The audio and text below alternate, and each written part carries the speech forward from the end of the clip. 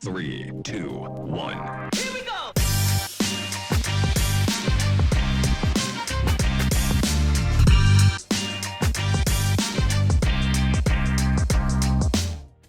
Welcome to the Blue Table. Today we have our roundtable discussion, and with us today we have Sherryanne Moore, makeup artist and all-round beauty professional. Welcome, Sherryanne, to the show. It's a pleasure to have you here with us Thank today. you for having me.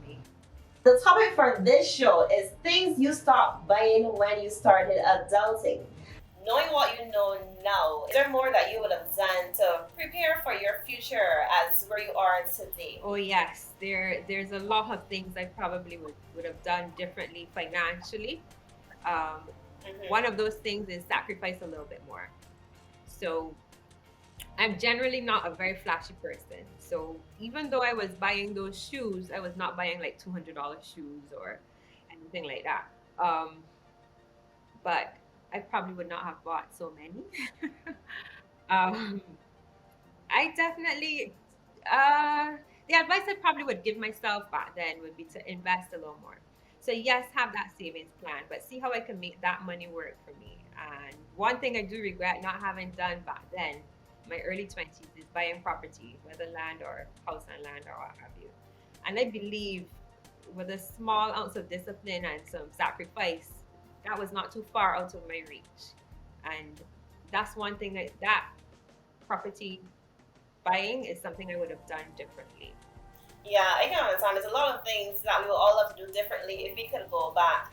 Um, so, can you give me 3 tips that we can give to maybe the Gen Zs to, prepare them for life, for their financial journey, that they're going to be expecting ahead of I time? love the Gen Zs. I actually think that they have so many more opportunities than I did. Even financially, they have so many avenues. I mean, cryptocurrency is amazing in my head, right? I'm afraid of the regulations of that, but the I find that that's fascinating. And for me, my advice to them, you asked me for 3 things. I'm not sure I have 3 things to tell them, but I would suggest that they invest, that they think about somewhere to live, think about whether they want to have children and how they will finance those children and their futures, and pretty much rainy day funds, see how that can grow, see how they can make that money work for them rather than working for that money.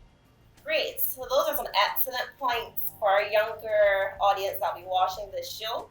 But Sherryanne, we have spoken previously, and I know you have some fun stories about back in your 20s when you thought you had a lot of money. Can you tell me some more about that and those experiences? So, growing up, you lived at home, you lived with your parents, you pretty much did not have like all of the responsibilities that we have now. Of course, you would help your mom. I did help her with a couple of the bills and that kind of thing once I started working.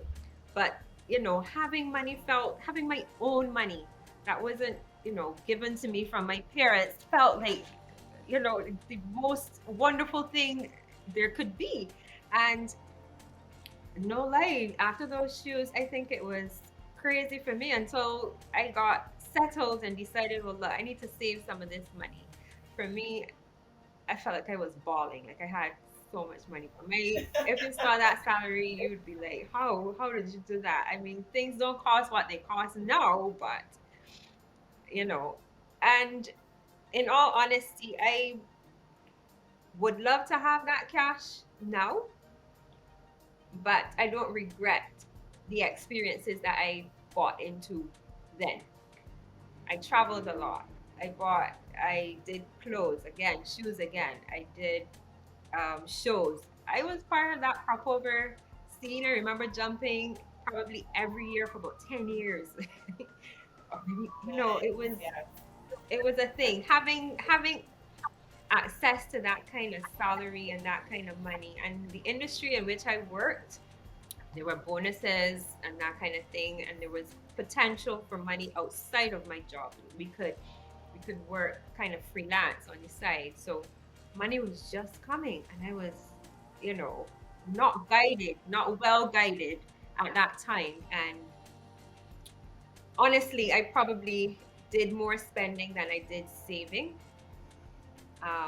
There was a small savings plan that I had instituted where I pushed some of my money into an account that I did not touch. And in hindsight, I could have put more. Yeah. So now you mentioned that, I just want to have a couple Yes. takeaways.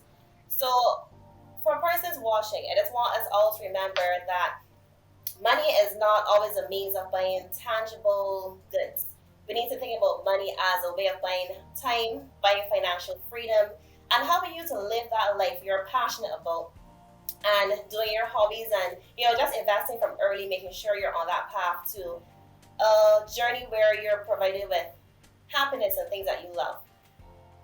We also need to normalize speaking about money, because I think especially in the Caribbean, I would say, for me, I grew up in a household where money was not always the topic that was always discussed. So it was always a case of just save, you know. But it was not discussing about, oh, I made this amount of money and this is what I think you should put down a month. This is what I do. This is my plan. This is what I budget. This is how I invest. So I think this is something that we need to talk about more.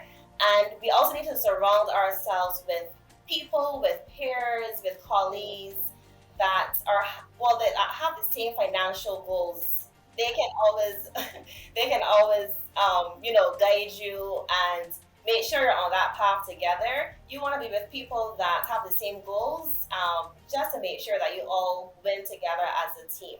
So that's my takeaway for our quick segment here. Yeah, is there anything else that you want to add? Any other stories that you want to add to, your past, or anything you want to, just let the audience share with them and let them know, what they should do going forward. So I heard you mention it wasn't discussed growing up, having money. Money wasn't talked about, but the truth is, money was talked about. The lack of the money was talked about. Not having enough, we can't afford this month, we can't afford that month. This, we had to pretty much survive on a little. Now, like you said, it is about who we associate with that will change that mindset. And rather than thinking from a place of lack, maybe we should start pushing thinking from a place of abundance, right?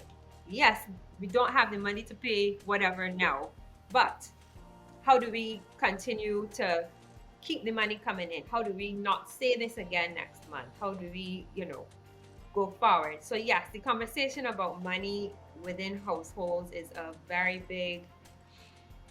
important thing to have. Stop the mindset of lack and think abundantly. And that's what I would like to push from here. I would like my Gen Zs to understand, think positively, affirm abundance. Gen Zs and millennials, because it's never too late to be on that Well, path. true. It's not too late. I'm a millennial, so I get it. I'm going to have our quick rapid fire game. I'm just going to shoot either A or B questions at you, and you just tell me which one is your preference. Okay. Credit card or debit card? I like spending other people's money, so credit. Savings account or mutual funds? Mutual funds with a pinch of salt. Brand name gear or anything goes? Anything goes. Fine dining or I have food at home? Recently, it's been I have food at home. Okay. So Sherryanne, we have a segment coming up that's called Questions That Need Answers. We want to hear from you. Do you have any questions as it relates to investments for our experts here at Sagiford? Yes, I do. What tools or financial products would you recommend for maybe those people with a very small income initially? How could we make a small percentage of our income turn into an investment opportunity? If you believe you are someone that is having doubts about where to invest your money because you think your income is too small, then I recommend you consider taking a look at one of our mutual fund products available today at Sagicor. Our mutual funds are one of the most accessible investment opportunities for individuals because you only need a minimum of $500 to start. And any additional investments thereafter only need to be a minimum of $100. The flexibility of investment is what makes this product accessible to individuals across many income brackets.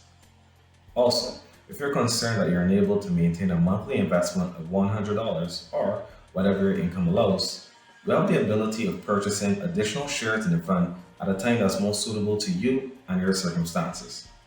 So, in summary, if you believe you have a small income, there is an investment product for you that you can invest gradually and build your wealth for the future. So that brings us here to the end of our episode.